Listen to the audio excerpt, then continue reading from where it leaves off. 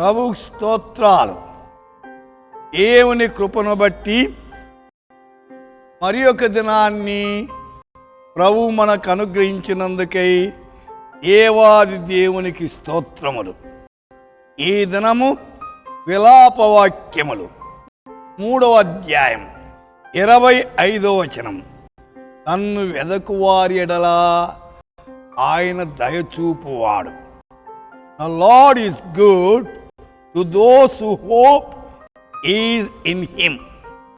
जो यहोवा की बाट जोहते और उसके पास जाते हैं. ఇలారా నన్ను వెదకాల, వెదకుడి మీకు దొరుకునన్నాడు, తట్టుడి మీకు తీయబడును అన్నాడు. అయితే వెదికే వారికి దొరుకుతాడు. యెషయా గ్రంథం 30వ అధ్యాయం 18వ వచనంలో ఆయన నిమిత్తము కనిపెట్టుకుని వారందరూ ధన్యులు. దేవుని కొరకు మనం కనిపెట్టాల.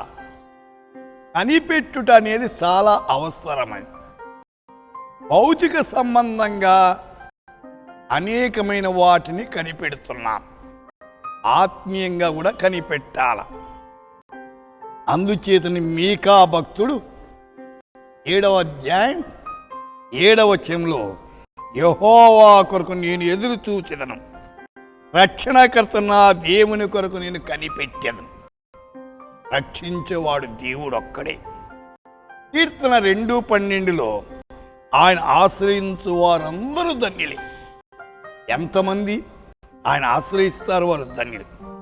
34వ కీర్తనలో 8వ వచనంలో యెహోవా ఉత్తముడని రుచి చూసి తెలుసుకోండి, ఆయన ఆశ్రయించిన నరుడు ధన్యుడు. Taste and see the Lord is good. దేవుడు రుచిని తెలుసు. ప్రభు రుచి చూస్తే వదిలిపెట్టరు. ఇర్మియా గ్రంథం 17లో యెహోవా నమ్మికించువాడు ధన్యుడు, యెహోవానికి ఆశ్రయముగా ఉండదు.